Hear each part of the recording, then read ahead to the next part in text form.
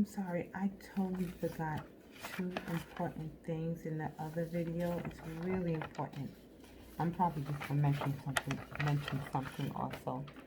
I'm reading or getting information from um, the HSLDA. Remember from the first video, the Homeschool Legal Defense Association. First of all, if your child is in a school already, you need to properly withdraw your child from his or her current school, get them off the record from that school.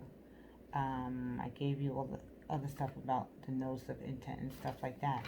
What I didn't tell you is that, and I made a copy I'm uploading, is that we have to comply with the day, hour, and subject requirements. So remember I said that your children can go to school any days of the week, which is mine. So, but if you did not know this, schools are required to have a certain amount of days.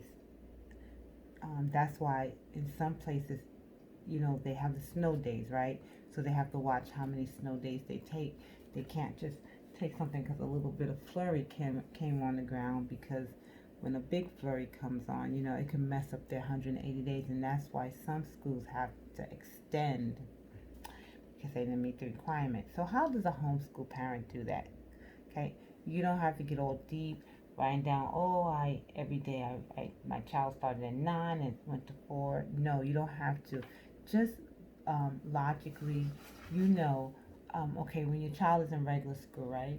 Normally, most kids' schools start at 8. My kids' school used to start at 9, but you're there until 3. You take off the hour lunch. So let's say your child is doing about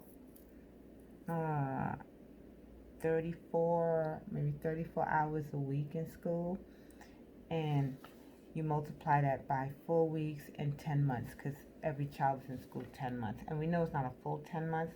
So like they give an example. Not only is it 100 days, 180 days per year. Okay, so I kind of skipped. I didn't give you the calculations on the days because I didn't do that. They're just so you just know your child needs to be in school 180 days, and so you just want to make sure, like if you do that independent program, that's hitting 180 days. I realized something. I don't think I did that with the last one. So I ended them in May. I did put in May, but I was still doing some work. So I need to check that. If it totals online that I was under 180 days, I have to just write down someplace, keeping records that was the online program was only 180 days, but we did more outside of that. So now you also, outside 180 days, have to have a certain amount of hours, and you'll see where I gave you how many hours. So for example, children in grades 1 to 6 have to have 900 hours per school year. So like that's when I started going over the 34 hours a week, because I took off lunchtime on that. So I don't sit there and write down every day the times my kids have been in. Logically your children are going to be in the required amount of time, actually, and even more, because any child in school, say from 8 to 3 for 10 months, they're in there. That's over 1,000 something hours per year. So that's nothing to worry about. Don't get all crazy, although this is too much and stuff. No, it's not. It's very simple, extremely simple. And the importance of record keeping, like this says, always keep good records of your stuff. So like I said, the programs I use, they give me those records, and even though it stays in their systems, I print them out and I keep copies. I'm one of those people that like to touch paper. Those things are important to me. So the last thing that's really important, which is going to be uploaded, is this testing. I forgot to mention that. It's very important. We are not exempt from testing, just like any kind of test. So when this whole corona thing came by, I had heard that homeschool was not exempt from it. But you know what, with all this corona stuff going on, believe me, none of us was thinking about it. Okay?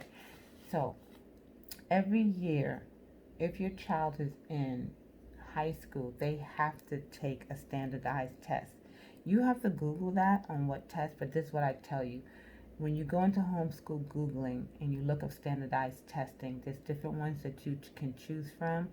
And as long as the superintendent of your school district approves of that, and how do they approve of it? Because you contact them through email and you say, is this test approved for the state I'm in for my child, right? Because it's not just the high school children. I'm just saying the high school has to do it every year.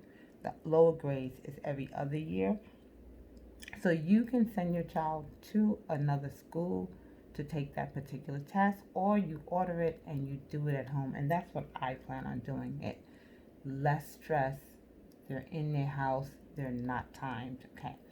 So your child in lower grades outside of high school has to get a written narrative evaluation. So basically, it's alternating between that and between the standardized test. For example, if your child is in fourth grade, and fourth grade you want them to have that standardized test, that's good. But by fifth grade, they don't have to do it. Instead, you do a written narrative evaluation. Now, I haven't looked that up, okay, because I was supposed to have done it. But like I said, the whole corona thing was like, okay, who's thinking about tests? Um, but just looking at those three words, written narrative evaluation, which you, the parent, gets to do, as well as you can have someone else do it. You're just evaluating your child. How are they doing, But I'm going to look that up myself. And that's basically it. Your child does not have to be immunizations. I'm not into them. My children have been, but not anymore. Especially now that I know that there's aborted fetal babies in the vaccinations. That's it, guys. God bless you.